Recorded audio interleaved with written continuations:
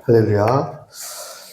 열린문 앞에 선 빌라델비아 교회에게 작은 능력을 가지고 하나님의 말씀과 예수 그리스도의 이름을 부인하지 않았던 그 빌라델비아 교회에게 주님께서 오늘 말씀하고 계십니다.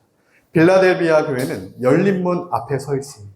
그 열린문은 열린 하늘문, 예수 그리스도 앞에 빌라델비아가 지금 서 있는 겁니다. 이 빌라델비아 교회는 오늘 교회들의 모델이 됩니다. 오늘 우리 이 땅을 살아가는 교회들, 주님의 성전된 교회들이 모델로 삼을 만한 교회, 서머나 교회와 더불어서 빌라델비아 교회입니다. 주님으로부터 책망을 받지 않고 칭찬을 받았던 충성된 교회다라고 하는 그 칭찬을 받았던 교회가 이 빌라델비아 교회. 오늘 우리가 이 빌라델비아 교회처럼 되길 원합니다. 작은 능력을 가진 교회가 되길 원합니다. 우리 한 명 한 명이 큰 능력이 아니라 작은 능력을 가진, 그러나 충성된 능력을 가진 빌라델비아 교회 같은 교회가 되길 소망합니다. 지금은 작은 능력이 필요한 시대입니다. 큰 능력이 필요한 시대가 아니라는 거죠. 우리에게는 결코 거대한 능력이 필요하지 않습니다. 거대한 세력이 필요하지 않다는 얘기입니다. 작지만 순전한 능력이 필요하고, 작지만 주님의 전적인 능력이 필요한 시대입니다. 진짜 능력이 필요한 시대죠. 진짜 성령의 권능이 필요한 시대예요. 진짜 하나님의 말씀의 능력이 필요한 시대입니다. 진짜 내게 주신 그 사명, 내게 주신 하나님의 아들 예수 그리스도를 십자가에 내어주신 그 하나님의 사랑, 그 진짜 사랑이 필요한 시대예요. 이 빌라델비아 교회는 하나님으로부터 받는 진짜 사랑의 능력을 갖고 있었던 교회입니다. 그렇기 때문에 연약하여도 작은 능력으로 하나님이 주시는 진짜 사랑이 그 안에 있었기 때문에 형제, 가장 마지막에 7교회 중에 세워졌지만 가장 큰 주님 앞에 선, 열린문 앞에 서는 교회가 될 수 있다는 것을 오늘 우리가 볼 수 있게 됩니다. 이 빌라델비아처럼 연약한 자들, 숨겨진 자들, 작은 능력을 가진 자들, 그러나 거룩하고 진실하신 다윗의 열쇠를 가진 주님 앞에 서 있는 교회들이, 작은 자들이, 어린아이와 같은 연약한 자들이 오늘날에도 주님께서 찾으시는 그 교회고 그 한 사람임을 우리가 믿습니다.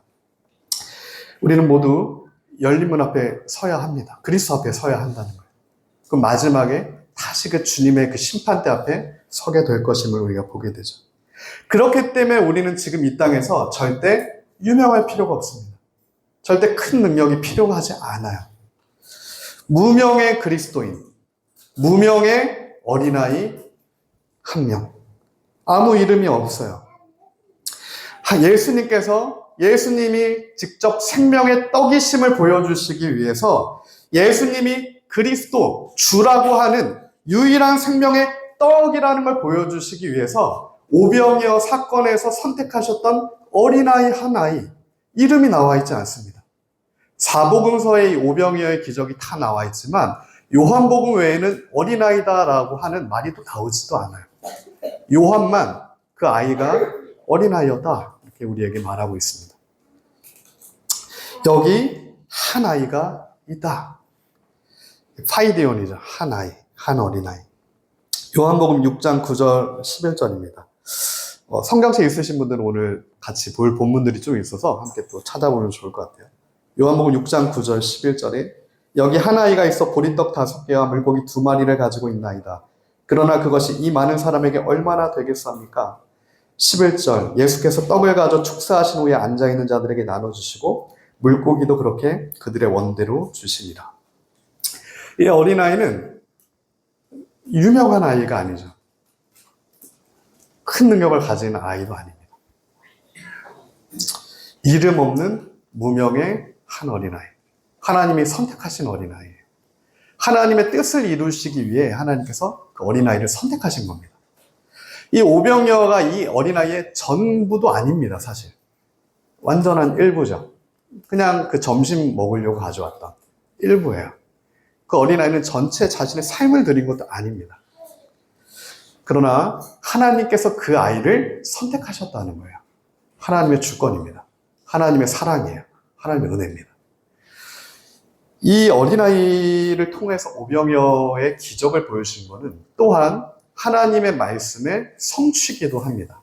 시편 78편의 시편의 기자는 하나님께서 이스라엘 백성을 광야에서 어떻게 이끌어내셨고 하나님의 놀라운 기적으로 이스라엘 백성을 이끌어내셔서 광야에서 만나와 메추라기로 하늘 문을 여셔서 그들에게 만나를 주셨고 하늘의 문을 여셔서 그들에게 메추라기, 고기를 주셔서 그들을 배부르게 그들의 원대로 놀라운 것들을 보여주셨다라고 증거하고 있어요. 시편 78편 23절에서 29절입니다. 그러나 그가 위에 궁창을 명령하사 하늘의 문을 여시고 그들에게 만나를 비같이 내려 먹이시며 하늘 양식을 그들에게 주셨나니 사람이 힘센 자의 떡을 먹었으며 그가 음식을 그들에게 충족히 주셨도다. 그가 동풍을 하늘에 일게 하시며 그의 권능으로 남풍을 인도하시고 먼지처럼 많은 고기를 비같이 내리시고 나는 새를 바다의 모래같이 내리셨도다. 그가 그것들을 그들의 진중에 떨어지게 하사 그들의 거처에 두르셨으므로 그들이 먹고 심히 배불렀나니 하나님이 그들의 원대로 그들에게 주셨도다. 하나님의 놀라운 시편 말씀에 또한 성취기도 합니다. 이 만나와 메추라기를 구약에 주신 것처럼 이 만나와 물고기를 주신 거예요. 고기를 주신 겁니다.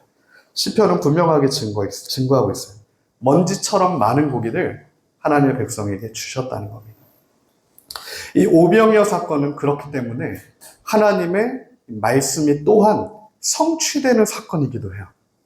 비단 구약에만 하나님의 그 만나와 메추라기가 하나님의 백성들에 주어진다는 게 아닙니다. 오늘날 신약에서도 예수님이 그것을 직접 보여주셨고 또한 이제는 예수님이 직접 살과 피, 나를 먹어라, 내가 떡이다, 내가 생명의 양식이다 라는 것을 보여주신 거예요. 그 뜻을 이루시기 위해서, 그 말씀을 이루시기 위해서 연약한 능력을, 작은 능력을 가진 그 한 어린아이가 필요했다라는 사실입니다. 오늘 우리가 주목해야 될 부분은 바로 그 부분이에요. 하나님께서 우리를 그렇게 부르셨다는 겁니다. 그 어린아이처럼 부르신 거예요. 임금으로 부르신 게 아닙니다. 헤롯과 같은 위치로 부르셨다는 게 아니라 오병이어의 놀라운 하나님의 뜻을 나타내 보이시는 그 어린아이로 부르셨다는 거죠. 시편 말씀의 성취를 직접 또 예수님께서 보여주시기도 했다는 겁니다. 하나님께서 그 작지만 진실한 능력, 작지만 거룩한 능력, 그 능력을 가진 한 어린아이를 통해서 주의 뜻을 이루어 가신다. 오늘 우리에게 부족한 게 뭘까? 오늘 이 한국교회에 부족한 게 뭘까? 오늘의 교회들에게 부족한 게 뭘까? 어린아이의 작은 능력입니다. 모두가 큰 능력을 가졌고 큰 능력을 가졌기 때문에 어떻게 됩니까? 더 큰 능력을 갈구하게 돼요. 이 능력으로는 부족한 게 있는 겁니다. 이만한 능력으로는 또 안 되는 게 있는 거예요. 5천 명을 먹였는데 5만 명을 못 먹이는 겁니다. 그러니까 5만 명을 먹일 수 있는 또 권세가 필요한 거예요. 50만 명이 필요한 거예요. 한 나라, 예수님이 나의 이 세상의 임금이라도 되어주셔야 내가 살 수 있다는 그 무리의 고백이 오늘 우리의 교회들의 고백이 아닌가 우리가 생각해 봐야 됩니다. 오늘 우리에게 필요한 것은 큰 능력이 아니라 이 세상의 헤롯과 같은 위치에 임금이 되신 예수님이 아니라 십자가에 달리신 연약한 예수 그리스도라는 사실이에요. 그렇기 때문에 우리에게는 그 작은 능력이 필요합니다.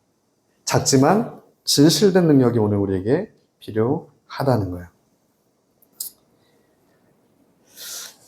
결정적으로 예수님께서 직접 내가 생명의 떡이다. 다시는 목마르지 않을 양식. 너희가 다시는 갈증을 일으키지 않을 생수의 근원이 나다라는 것을 오병이어 사건 이후에 바로 보여주십니다. 이튿날. 사람들은 오병이어 기적을 보고 예수님을 왕으로 삼으려고 해요. 헤롯을 대신하는 왕으로 삼으려고 합니다. 그러자 예수님은 그들의 요구를 전혀 들어주지 않죠. 산으로 다시 기도하러 혼자 올라가세요. 그리고 이튿날 다시 나타나셔서 이 오병이어의 사건, 하나님의 말씀의 성취의 사건은 곧 십자가에 달리시게 되는 예수 그리스도, 나를 먹고 마셔라. 내가 생명의 떡이다. 이거는 관념이 아니라 실제인 거죠. 그것을 예수님이 말씀하시고 나타내 주십니다. 요한복음 6장 34절이죠. 대중은 그 예수님을 기억합니다. 오병이어를 주셨던 그 소녀는 아니겠죠.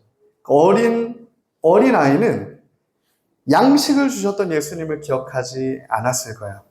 그 어린 아이는 구주 되신 예수님을 바라봤을 겁니다. 그러나 대중은 주님께 다시 떡을 달라고 요청합니다. 요한복음 6장 34절입니다. 그들이 이르되 주여 이 떡을 항상 우리에게 주소서. 예수께서 이르시되 나는 생명의 떡이니 내게 오는 자는 결코 줄이지 아니할 터이요 나를 믿는 자는 영원히 목마르지 아니하리라. 그러나 내가 너희에게 이르기를 너희는 나를 보고도 믿지 아니하는도다 하였느니라. 아버지께서 내게 주시는 자는 다 내게로 올 것이요 내게 오는 자는 내가 결코 내쫓지 아니하리라. 내가 생명의 떡인데 이 떡을 먹을 사람이 있다는 얘기를 하시는 거예요. 아버지께서 나에게 주신 자들, 하나님의 주권 아래 하나님의 사랑을 받은, 하나님의 선택받은 자들, 예수님께 나아오게 되는 자들, 나의 자녀들, 나의 몸된 주님의 성전이 될 그 성도들, 그 자들을 내가 결코 내쫓지 아니할 거다. 내가 하늘에서 내려온 것은 내 뜻을 행함이 아니요 나를 보내신 이의 뜻을 행하려 함이다. 나를 보내신 이의 뜻은 내게 주신 자 중에 내가 하나도 잃어버리지 않고 마지막 날에 다시 살리는 이것입니다.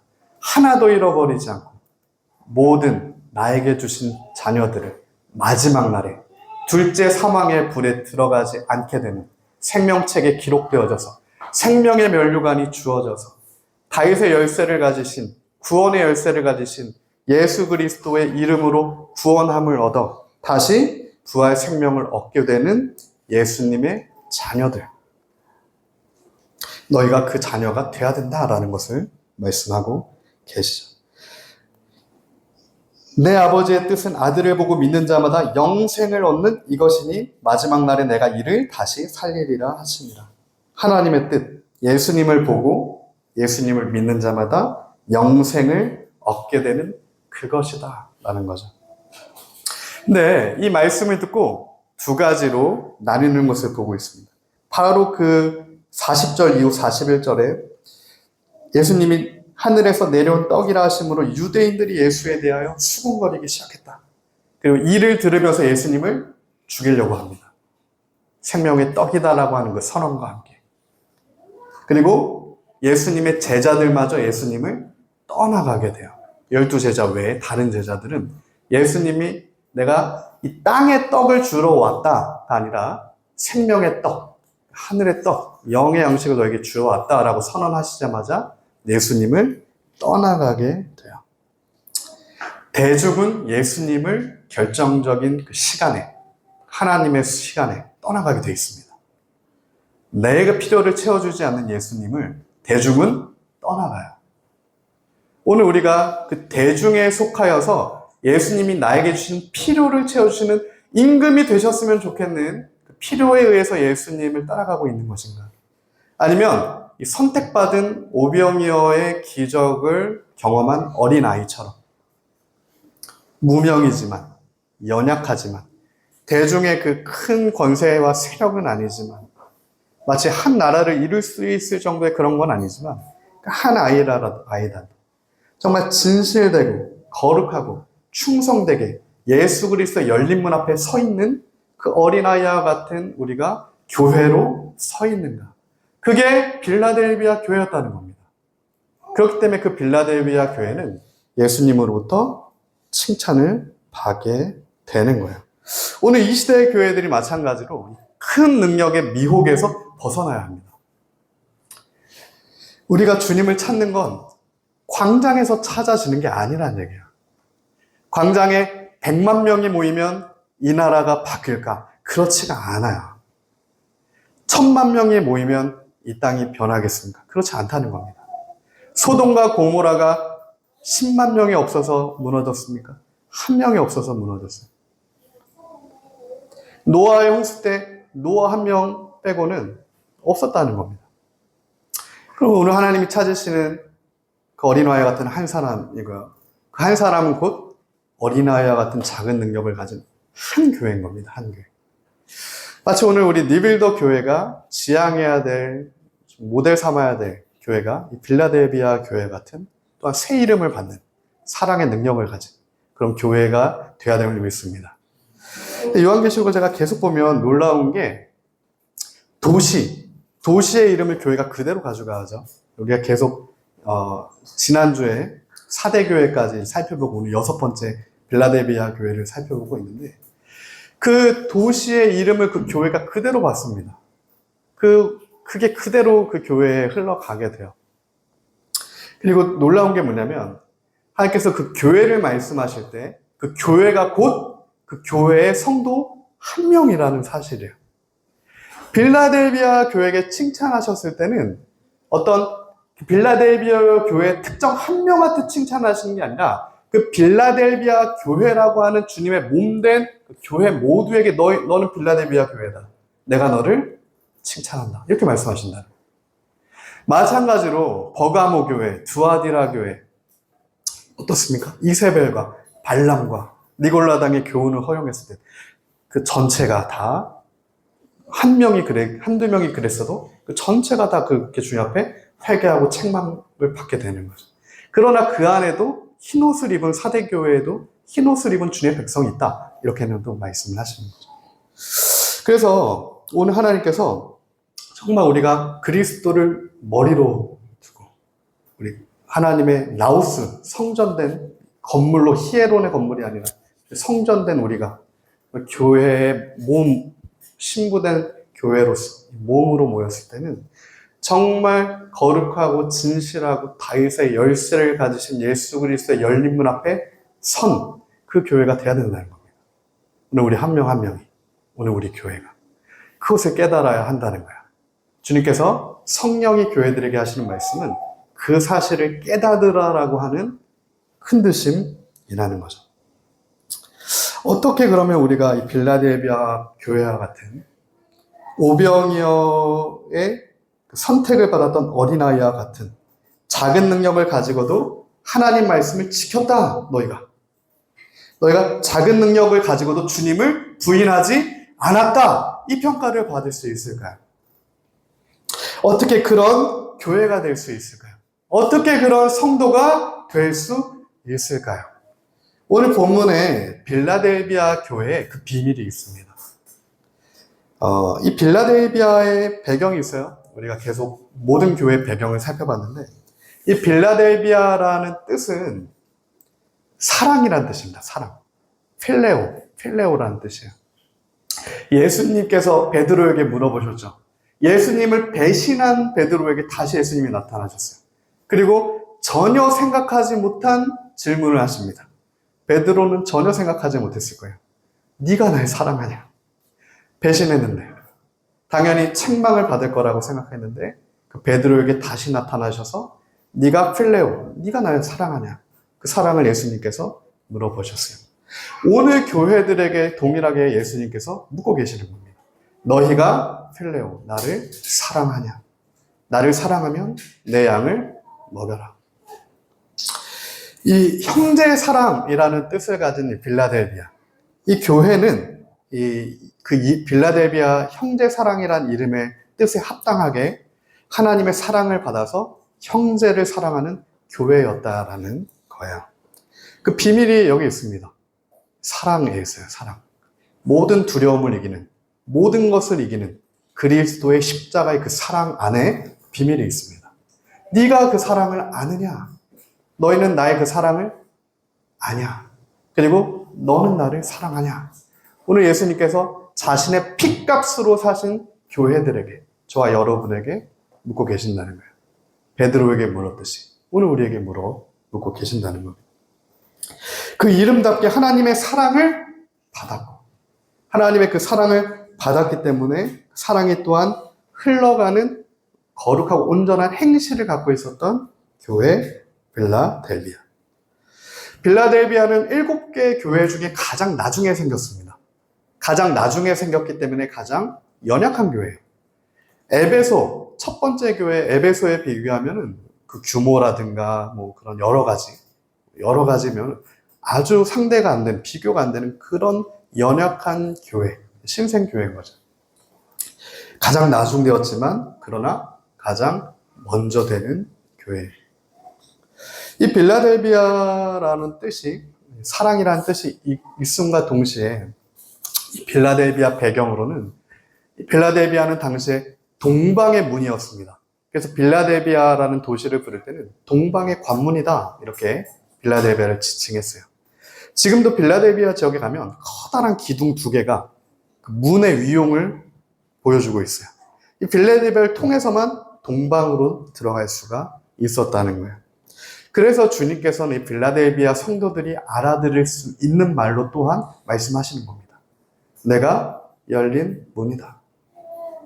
문과 같은 역할을 하는 빌라델비아는 그 그리스도의 열린 문 가운데로 나와 와라, 이렇게 말씀하고 계신다는 거죠. 당시에 이 빌라델비아 교회의 특징이 있는데, 이 빌라델비아는 자연재해가 가장 심각한 도시였어요. 지진이 끊이지가 않았습니다. 그래서 그 당시에 이 교통의 요충지였지만 계속되어지는 지진들과 재난들이 생깁니다. 그래서 대지진 7번이 이 빌라델비아에서만 생겨요. 계속 흔들리는 겁니다. 그래서 뭔가를 세우기가 어려워요, 빌라델비아가. 그래서 마지막에 이 교회가 생기기도 하는 거죠. 이 지진, 무려 7번이나 걸쳐 일어났던 이 대지진에서 예수님이 이 땅에 계셨을 때도 이 빌라델비아는 AD 17년에 엄청 큰 지진이 일어납니다. 도시가 완전 무너져요. 지진이 한 번 일어나면 지금도 그렇지만 옛날 고대에는 지진은 너무 무서운 재앙인 게 상하수도 시설부터 해서 모든 게 파괴되는 거예요. 그러니까 그동안 내가 5년이고 10년이고 20년이고 30년이고 쌓아둔 모든 게 지진 한 번이면 제로가 되는 겁니다. 오히려 마이너스가 되겠죠. 복구해야 되니까. 재건해야 되니까. 그러한 환경과 열악한 상황, 그런 연약함, 적은 능력을 가질 수밖에 없는 그런 상황 가운데 있었던 게 빌라델비아 교회였다는 사실입니다. 그래서 그 빌라델비아의 대지진 가운데 살아있는 사람들은 지진의 엄청난 트라우마 가운데 계속 살게 되는 거죠. 잊어버릴 수가 없는 거예요. 모든 것이 무너지는 그 트라우마가 되는 거예요. 오늘 말로 하면. 두려움이 되겠죠.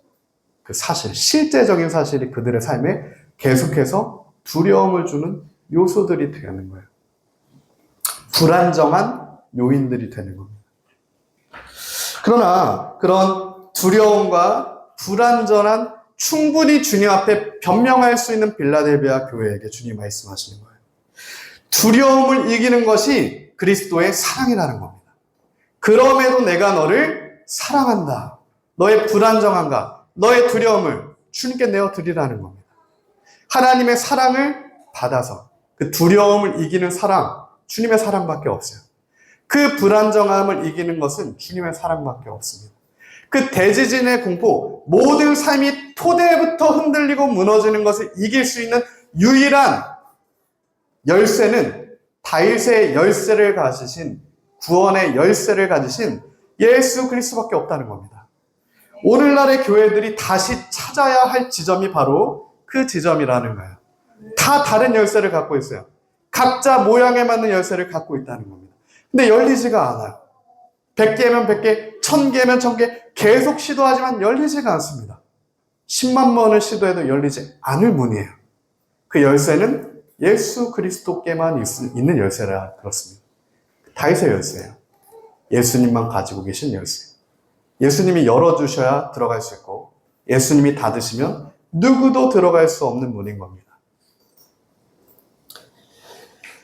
그 사랑으로 이기는 자가 되었을 때 필레오, 빌라델비아, 충성된 진실된 거룩한 사랑으로 모든 두려움을 이기는, 그 두려움을 이기는 자만 결코 주님을 끝에서도 부인하지 않을 수 있다는 거죠.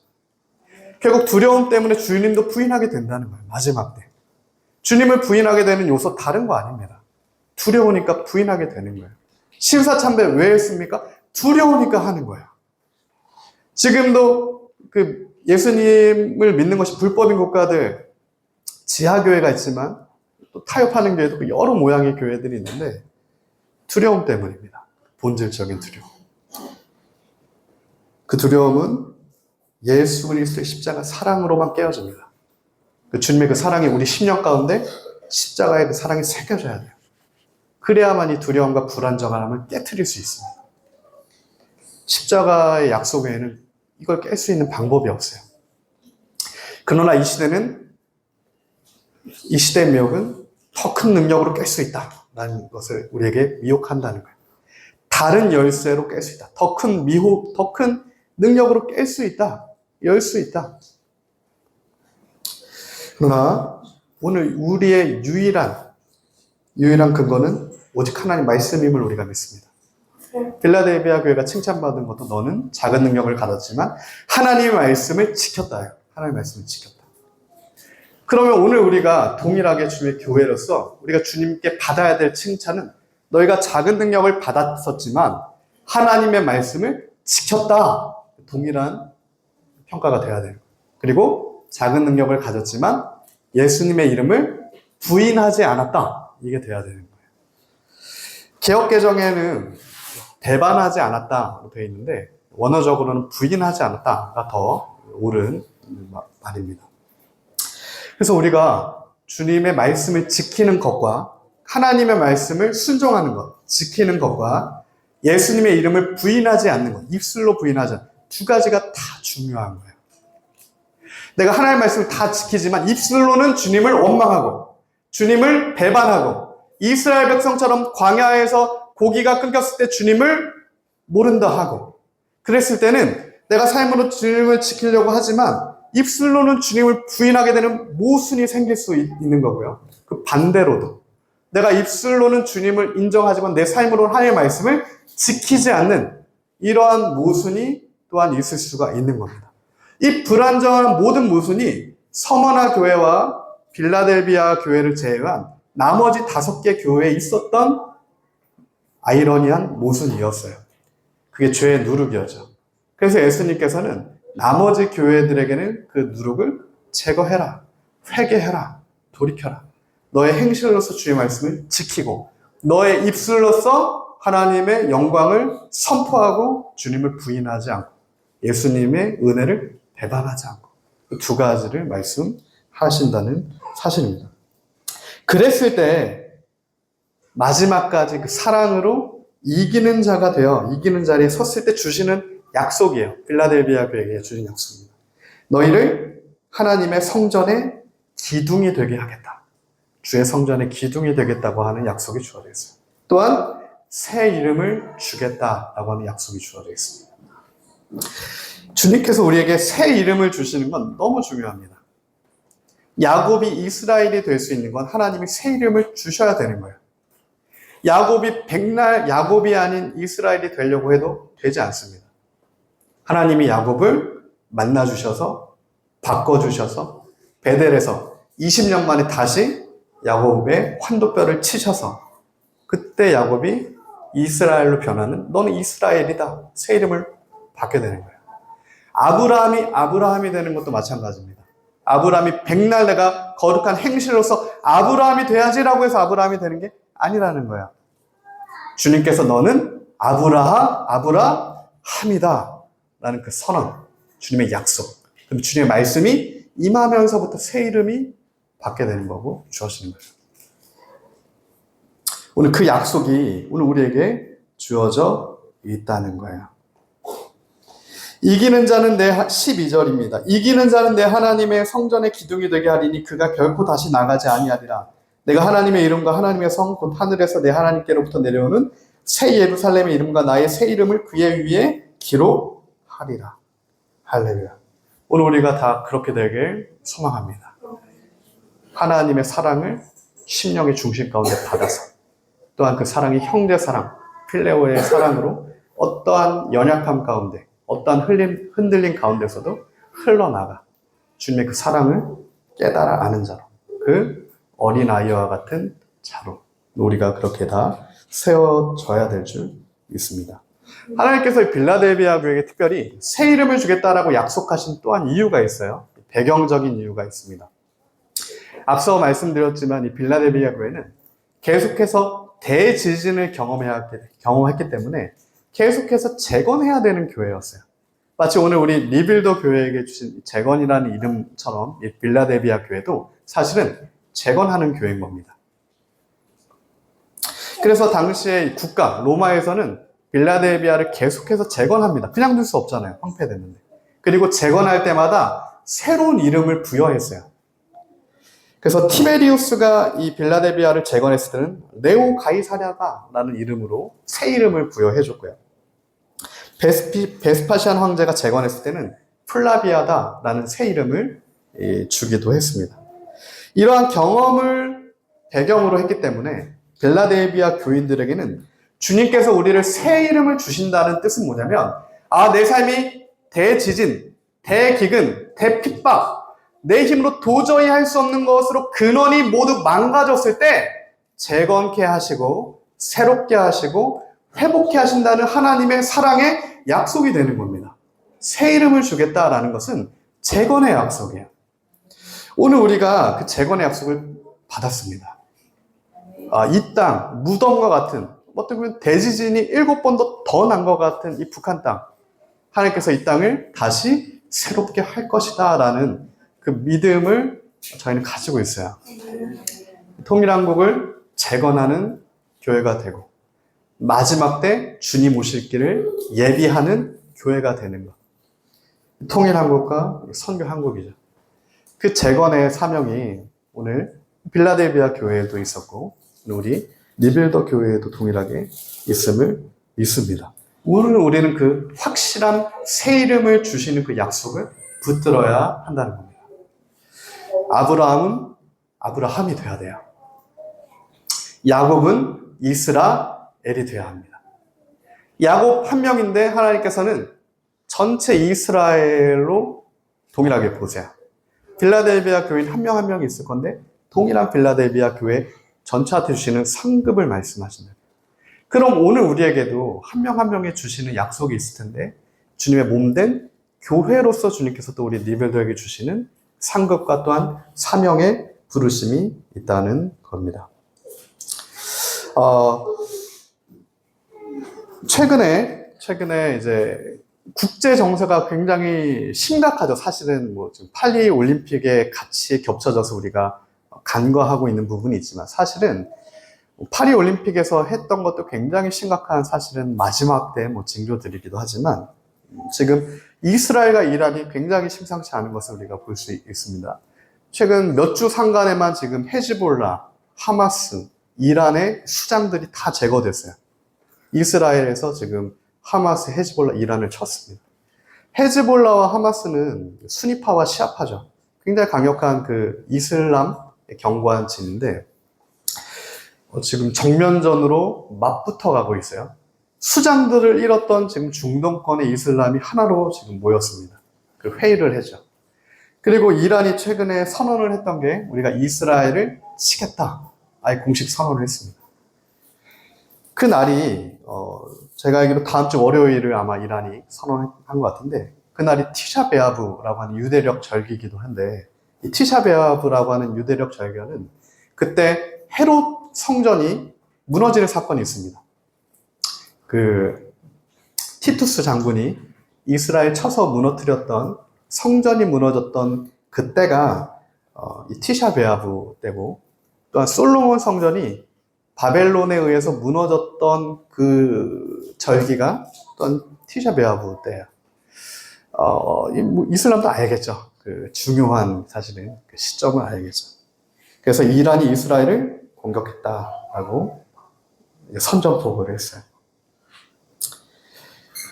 모든 것들이, 모든 징조들이, 그리고 사실 이제 완전 정면전으로 치닫는 모든 것들이 정말 주님의 열린 문 사이로 성령이 교회들에게 하시는 말씀이 들리는 그 시기로 우리가 들어가고 있음을 우리가 봅니다. 이전과는 굉장히 또 다른 차원의 그런 우리가 교회들이 놓여 있다는 얘기입니다. 이때 너무 징조로서는 확실하고 정말 주님 오실 날이 멀지 않았고 7인이 떼어지고 7나팔이 불리고 7대접의 심판이 벌어지면 정말 주님이 다시 오실 건데 백보자 심판이 우리에게 임하게 될 건데 그에 앞서 주님께서 요한계시록 1, 2, 3장에 정확하게 교회들에게 알려주시는 거야. 앞으로 7인이 떼어지고 7나팔이 불리고 7대전의 엄청난 심판 가운데서도 살아남을 수 있는 교회가 되기 위한 그 방법을 알려주시는 겁니다. 그리고 요한계시록 20장부터는 그렇게 해서 이기는 교회가 된 교회들에게 동일하게 앞서 말씀하셨던 그 약속을 다시 한번 말씀하세요. 저는 이것이 이 요한계시록은 현재 진행형이라고 생각합니다. 다시 말씀드리지만 이 요한계시록의 교회들에게 주시는 말씀은 오늘 우리에게 주시는 현재 진행형으로 우리가 아멘하고 받아야 돼요. 아멘 주 예수여 속히 다시옵소서. 그 초대교회의 그 진짜 신앙, 그 아멘입니다. 오늘 우리가 그 아멘이 돼야 되는 거예요. 누군가처럼 예수님이 더디 오시겠다가 아니라 주님이 곧 오시는구나 깨어서 등불을 대고 주님을 맞이하는 그런 신부된 교회들이 돼야 된다는 겁니다. 열 처녀가 있죠. 예수님이 말씀하셨을 때 제가 예전에는 착각을 했었던 게 5 처녀는 잠이 들었고 5 처녀는 깨어있던 5 처녀가 주님을 맞았다 이렇게 생각을 했었는데 성경을 계속 보니까 그게 아니더라고요. 10 처녀 다 잠들어 있었습니다. 5명이 깨어있던 게 아니에요. 다 잠들어 있었어요. 왜? 늦게 오니까 신랑이. 안 오니까. 잘 때 자야죠. 밤 되니까 자야죠. 안 오면. 그죠? 오신다고 했는데 안 오니까 자야죠. 당연한 겁니다. 근데 차이점은 뭐냐면 둘 다 자고 있었지만 슬기로운 5 처녀는 잘 때 자더라도 등불을 준비하고 자고 있었어요. 어리석은 5 처녀는 등불을 준비하지 않고 자고 있었습니다.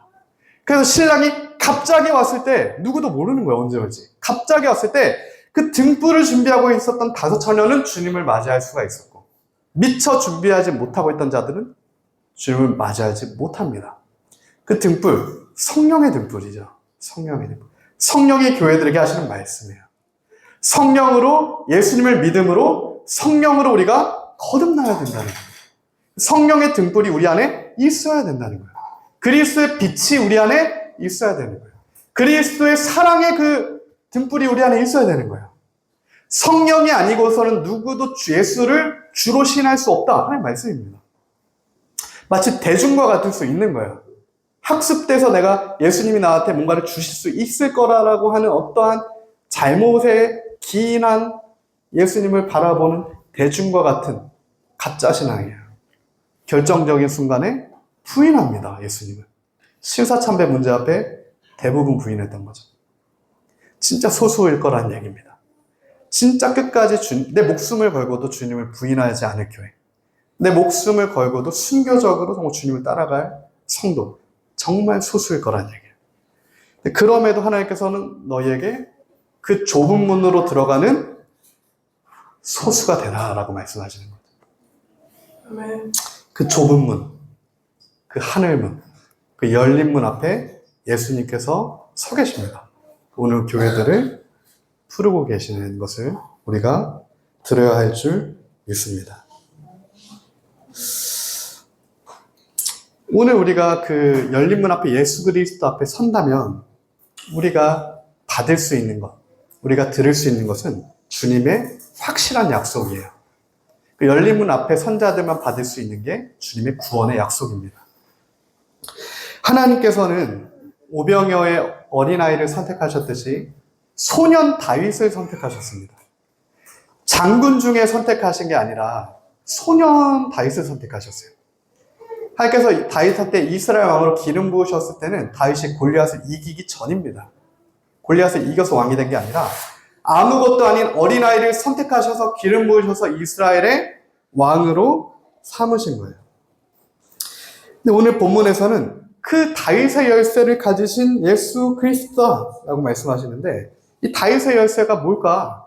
다윗의 열쇠가 뭘까? 어린아이 다윗을 선택하신 주님. 하나님의 전능하신 능력의 열쇠죠. 구원의 열쇠입니다. 다윗의 여정을 이끌어 가신 하나님의 하늘과 땅의 모든 권세를 가지신 예수 그리스도의 열쇠예요. 이를 이사야 22장 22절 23절 다음과 같이 증거합니다. 내가 또 다윗의 집의 열쇠를 그의 어깨에 두리니 그가 열면 닫을 자가 없겠고 닫으면 열 자가 없으리라. 못이 단단한 곳에 박힌같이 그를 견고하게 하리니 그가 그의 아버지의 집의 영광의 보좌가 될 것이요. 다윗의 집의 열쇠를 예수 그리스도의 어깨에 두셨다라고 말씀하세요. 정사와 권세가 다윗의 열쇠에 있는데 그 정사와 권세, 하늘과 땅의 모든 권세의 그 열쇠가 예수 그리스도께 주어져 있다. 그래서 그 문을 열고 닫을 사람은 예수님밖에 없습니다. 너무 간단해요. 예수님밖에 없다는 거예요. 그리고 그 예수님을 주님께서 영화롭게, 하나님께서 예수님을 영화롭게 하시는 거예요. 구원의 키죠, 구원의 키. 열린 문으로 들어가는 유일한 열쇠입니다. 예전에 우리가 많이 찬양했던, 어린아이들 때 찬양했던 찬양이 있죠. 하나님 나라 어떻게 가냐? 돈으로 못 간다. 돈으로도 못 가요. 하나님의 나라. 기억하십니까? 어떻게 갈 수 있습니까? 문전도사님. 네. 할렐루야. 믿음으로 거듭나야만 가는 나라가 하나님 나라입니다. 오늘 우리가 그 어린아이와 같은 작은 능력을 잃어버렸을 때는 이 단순한 하나님이 말씀하시는 진리를 잃어버릴 수 있다는 얘기예요. 큰 것만 쫓아가다는 그 열쇠를 잃어버릴 수가 있습니다. 그래서 오늘 우리가 다시 잃어버린 열쇠를 먼저 찾길 원해요. 그 열쇠는 주님께 있습니다. 그 능력이 오늘 우리 모두에게 있기를 예수님을 축복합니다. 그 연장선에서 오늘 우리 모두가 앞서 말했던 이 파리올림픽의 신성모독이 일어남과 동시에 이란과 이스라엘이 지금 중동 5차전이 거의 바로 목전에 있는 극단의 시대를 우리가 살고 있는 것 같아요. 지금의 시대를 어떻게 표현할 수 있을까라고 하면 극단의 시대입니다. 극단의 시대. 혹자는 예수님께서 말씀하시는 자기 부인이 전혀 없거나 자기 부인이 0%거나 아니면 자기 부인을 하기 위해 자기 부인을 하던가 극단의 시대예요. 자기 부인이 없거나 자기 부인을 위한 자기 부인을 하거나 똑같은 겁니다. 잘못된 거예요. 둘 다 미혹입니다. 우리가 왜 자기 부인을 해야 됩니까? 그리스도를 부인하지 않기 위해서예요. 나를 부인하려고 나를 부인하는 게 아닙니다. 내가 그리스도를 부인하지 않기 위해서 지금 자기 부인이 필요한 거예요. 그 목적과 대상이 예수님인 거예요. 내가 아닌 겁니다. 이 극단의 시대는 인본주의의 극단이에요. 모든 포커스가 나한테 있어요. 마치 오병이어의 그 소년을 하나님이 선택하신 그 소년을 내가 주님께 또한 어떻게 할까? 내가 어떻게 내 힘으로 자기 부인을 할 수 있을까? 종교입니다. 하나님이 말씀하신 그 생명이 있는 그 신앙이 아니에요. 종교죠, 종교. 극단의 고행과 극단의 종교성. 모든 종교의 자기 부인은 다 있습니다. 불교에도 자기 부인이 있어요. 해탈한다고 하죠. 이슬람에도 자기 부인이 있습니다. 카톨릭 다 있어요. 기독교는 생명입니다. 생명. 자기 부인이 필요한 건 역시 마지막에 예수님을 부인하지 않기 위해 필요한 거예요. 그래도 주님의 능력이 필요합니다. 우리 힘으로는 또 자기 부인도 안 되죠. 그러므로 우리가 먼저 주님의 사랑을 받아서 충만한 그 주님의 사랑으로 말미암아 내가 부인되어지고 존재적으로 그냥 부인되어지는 거예요. 그리고 주님을 부인하지 않게 되고 그 은혜가 생명의 떡이 되신 예수 그리스도를 먹는 자, 그리스도를 마시는 자에게는 주어지는 은혜라는 사실입니다. 마태복음 10장 32절 33절은 이렇게 말씀하고 있어요. 누구든지 사람 앞에 나를 시인하면 나도 하늘에 계신 내 아버지 앞에서 그를 시인할 것이요. 누구든지 사람 앞에서 나를 부인하면 나도 하나님 앞에서 그를 부인하리라. 정확하게 말씀하고 계시죠. 나를 부인하는 자는 나도 너희를 부인할 거다. 우리가 끝까지 주님을 부인하지 말아야 하는 결정적인 이유예요. 우리가 혹여 우리 삶 가운데 주님을 부인하게 되는 순간이 온다면 마지막에 주님도 너희를 부인하겠다라고 하는 말씀인 거예요. 끝까지 주님을 부인하지 않는 자들만이 마지막에 그리스도의 문을, 그 좁은 문을 통과하는, 생명의 문을 통과하는 주님의 교회가 될 수 있다는 겁니다. 마태복음 7장 13절 14절이죠. 좁은 문으로 들어가라. 멸망으로 인도하는 문은 크고 그 길이 넓어 그리로 들어가는 자가 많다. 생명으로 인도하는 문은 좁고 길이 협착하여 찾는 자가 적다. 멸망의 문, 큰 문으로 인도하는 거짓 선지자들을 조심해라. 오늘 이 시대, 극단의 시대, 우리가 조심해야 될 것, 거짓 선지자입니다. 마지막 때가 되면 예수님이 거듭 경고하셨어요. 많은 자들이 일어나서 내가 이곳에 있다, 저곳에 있다, 더 큰 권능이 있다, 이런 것들, 기자와 표적과 이유석으로 너희를 미혹할 자들을 계속해서 미혹하게 될 거다. 큰 문으로 인도하게 될 거다. 예수님이 헤롯을 대체할 왕이시다. 이러한 큰 문의 미혹들이 마지막 때 시대 징조 가운데 있을 거다. 그러나 예수님께서는 말씀하시죠. 그들의 열매로 그들을 알아라. 그들의 열매로 그들을 분별해라. 나더러 주여 주여 하는 자마다 천국에 가는 것이 아니라 다만 하늘에 계신 내 아버지 뜻대로 행하는 자라야 들어갈 것이다. 그날에 많은 사람이 나더러 이르러 주여 주여 우리가 주의 이름으로 선지자 노릇하며 주의 이름으로 귀신을 쫓아내고 주의 이름으로 많은 권능을 행하지 아니하였나이까 하리니 그때 내가 그들에게 밝히 말하되 내가 너희를 도무지 알지 못하니 불법을 행하는 자들아 내게서 떠나가라 하리라. 정확하게 주여 주여 하는 자마다 천국에 들어가지 못한다. 이 말씀은 전체 맥락적으로는 거짓 선지자들에게 하시는 경고입니다. 이 맥락상에서 일반 하태하는 게 아니라 거짓 선지자들, 주여 주여 하면서 이적과 표적과 큰 문으로 이끌었던 거짓 선지자, 내가 너희를 모른다라고 말씀하십니다. 오늘 우리는 거짓 선지자가 되거나 거짓 선지자를 따라가는 큰 무리 가운데 들어갈 위험이 있는 시대를 살고 있다는 얘기예요. 내가 그 거짓 선지자를 따라가지 않더라도 또 누군가에게는 그렇게 될 수 있는 위험이 있는 겁니다.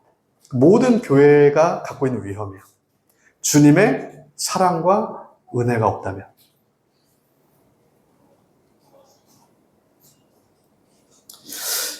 그래서 저는 정말 그 주님의 사랑을 갈구합니다. 필라델피아 교회를 내가 너를 사랑한다. 내가 너를 사랑한다.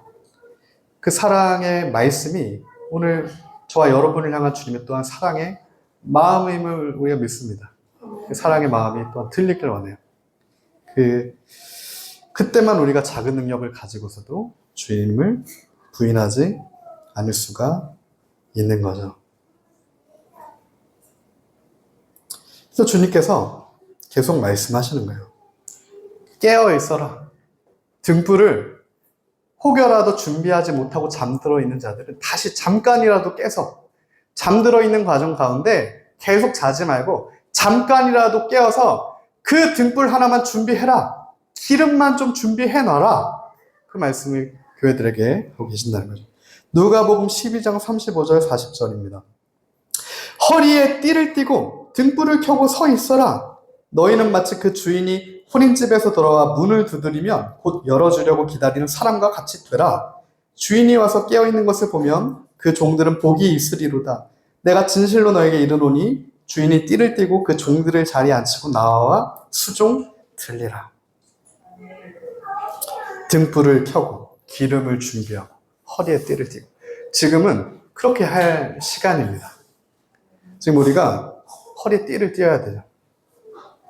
그리스도의 전신갑주 입어야 됩니다. 지금은. 그리고 기름을 준비해야 돼요.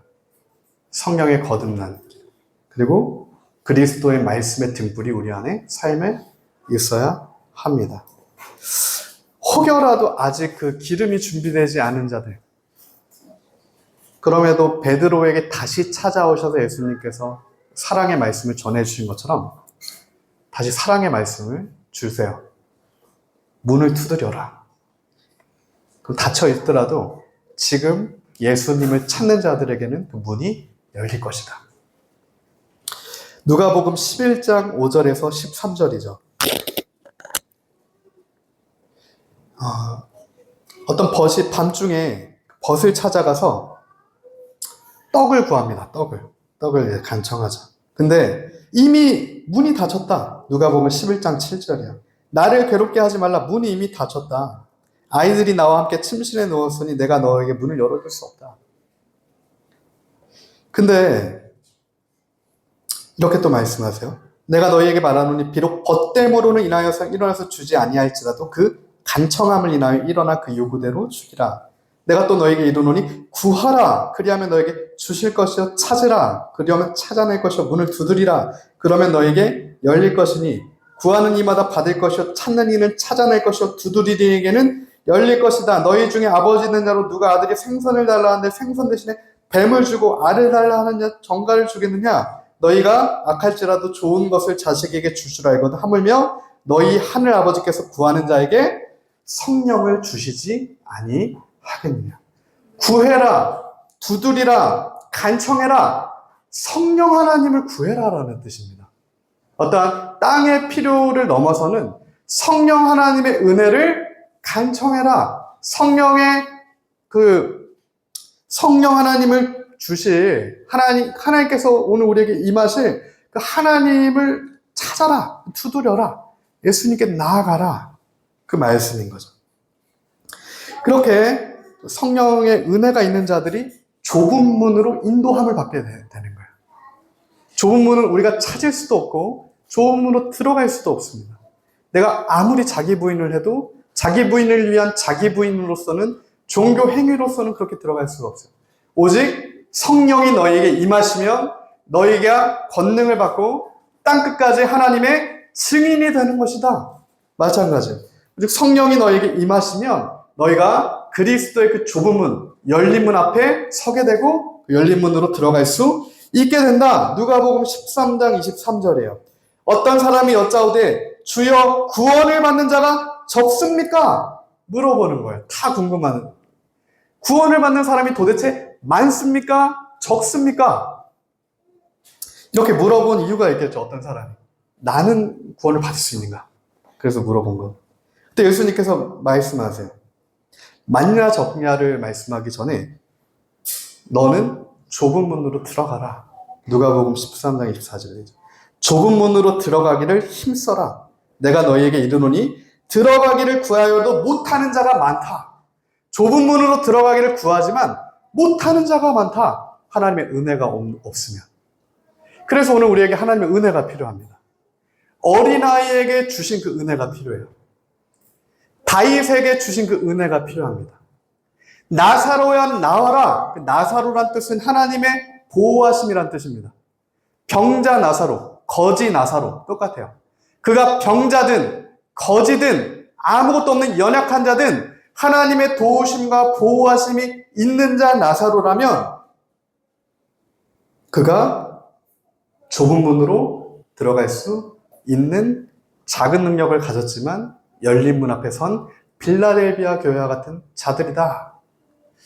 오늘 우리가 그 주님의 은혜를 구하며 하나님의 말씀을 붙들므로 주 말씀을 지키고 끝까지 입술로 주님을 부인하지 않고 오래 참아 주님이 주시는 이른 비와 늦은 비의 은혜를 경험하는 그 은혜가 우리 모두에게 있기를 예수님으로 축복합니다.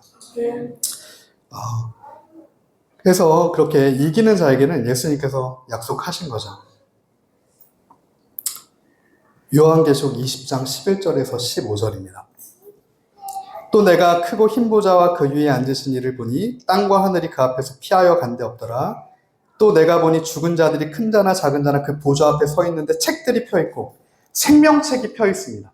그 교회들이 그 통과하고 마지막 요한계시록 20장 새하늘과 새 땅 전에 생명책 앞에 서게 돼요. 그때 생명책이라 죽은 자들이 자기 행위를 따라 책들에 기록된 대로 심판을 받게 된다. 예수 그리스도의 십자가의 공의, 그리스도의 그 공의의 행위죠. 십자가의 보혈에 피가 없는 그 흰옷이 주어지지 않는 자, 생명책이 없는 자들은 그들의 행위대로 심판을 받게 된다. 바다가 그 가운데서 죽은 자들을 내주고 사망과 음부도 그 죽은 자들을 내주매 각 사람이 자기의 행위대로 심판을 받고 사망과 음부도 불못에 던져지니 이것은 둘째 사망 곧 불못이다.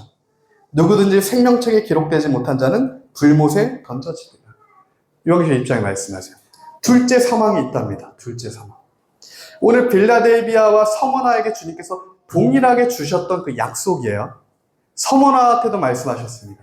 너희가 죽도록 충성하면 너희가 둘째 사망을 경험하지 않게 될 거다. 오늘 빌라델비아도 너희가 환난을 피하게 될 거다. 사망을 피하게 될 거다. 이 생명책에 기록되었기 때문에 마지막에 환난과 두 번째 심판 가운데 그 사망을 불못에 던져짐을 피하게 되는 어린 양의 생명책에 기록된 은혜가 있는 자들, 이기는 자들. 그 자들이 요한계시록 21장에 나오는 하나님의 거룩한 성전의 기둥이 되는 빌라델비아 교회에게 주신 약속이 동일하게 있는 자들임을 믿습니다.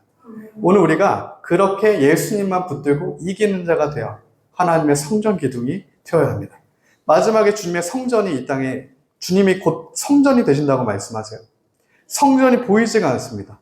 하나님과 그 어린 양이 직접 성전이 되셔서 우리는 그 성전 안에 성전 기둥이라고 하는 새 이름을 가진 주님의 백성이 되게 된다라는 약속이 여기 주어져 있게 되는 거죠.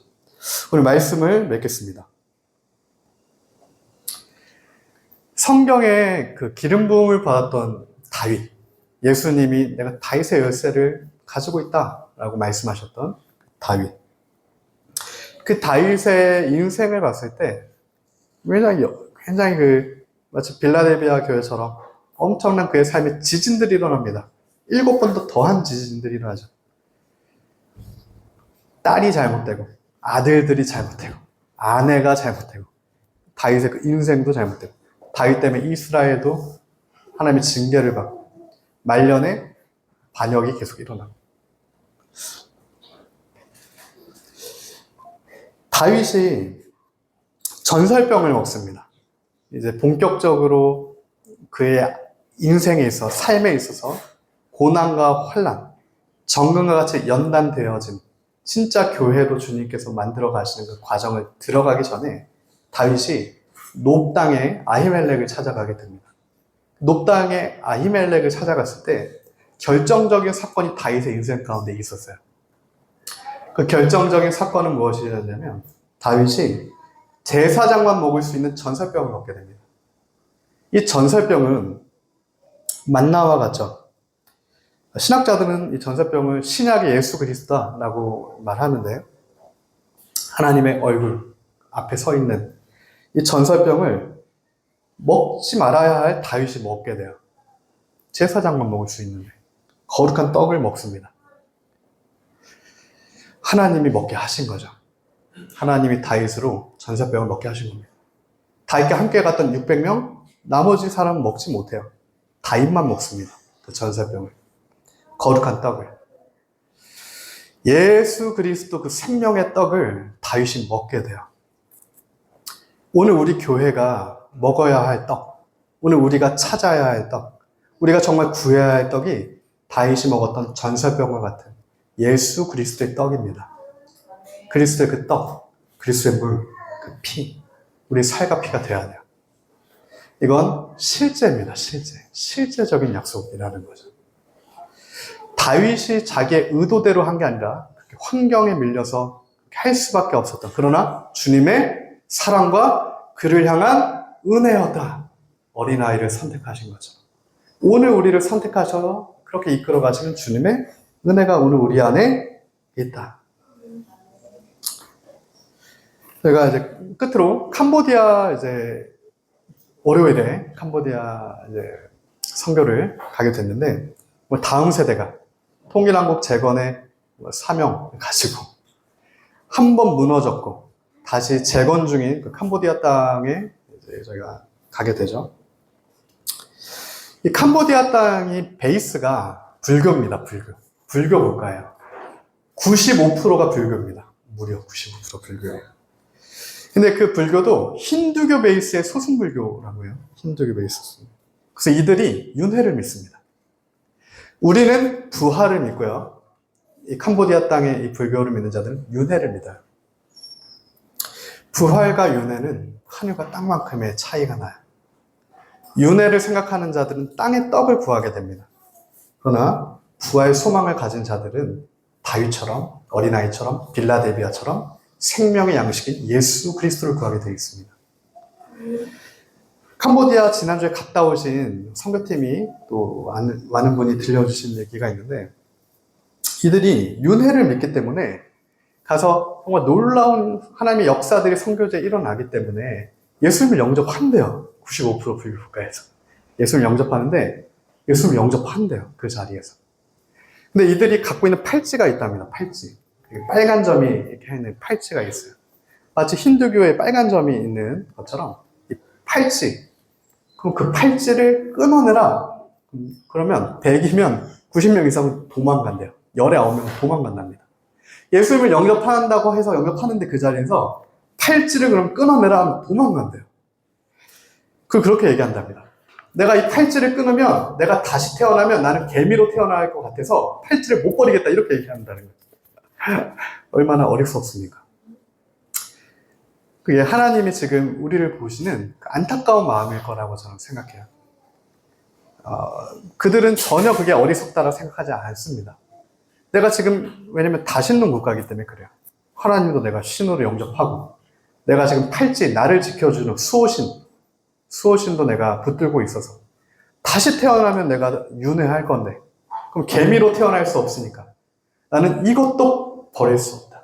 그래서 결국 결정적인 순간에 그것을 끊어내라, 카라트, 잘라내라 주님이 말씀하셨을 때 못 버리겠다는 거예요. 이거를 팔찌를 도망간답니다. 마치 무리가 대중이 예수님만 생명의 떡이다라는 선언 앞에 도망간 것처럼. 그러나 어린아이는 예수님 앞에 서 있다는 거죠. 작은 능력을 가진 어린아이와 같은 이들만, 이렇게 충성되고 진실된 이들만 주님 앞에 서 있게 될 겁니다. 그들은 두루마기를 빠는 자들이고요. 날마다 예수님 보혈로 자신의 더러워진 옷을 빠는 자들이고 문들을 통해 성에 들어갈 권세를 받는 자입니다. 목마른 자고요. 목마르기 때문에 값없이 생명수를 받게 되는 자들입니다. 빌라델비아 교회와 같은 작은 능력을 가지고도 주님의 말씀을 지키고 그리스도를 부인하지 않는 자들에게 주시는 약속, 요한계시록 21장 22절 27절입니다. 성 안에서 내가 성전을 보지 못하였으니 이는 주 하나님 곧 전능하신 이와 및 어린 양이 그 성전이심이라. 그 성은 해나 달의 비침이 쓸데없으니 이는 하나님의 영광이 비치고 어린 양이 그 등불이 되심이라. 만국이 그 빛 가운데로 다니고 땅의 왕들이 자기 영광을 가지고 그리로 들어가리라. 낮에 성문들이 도무지 닫지 아니하리니 거기에는 밤이 없으리라.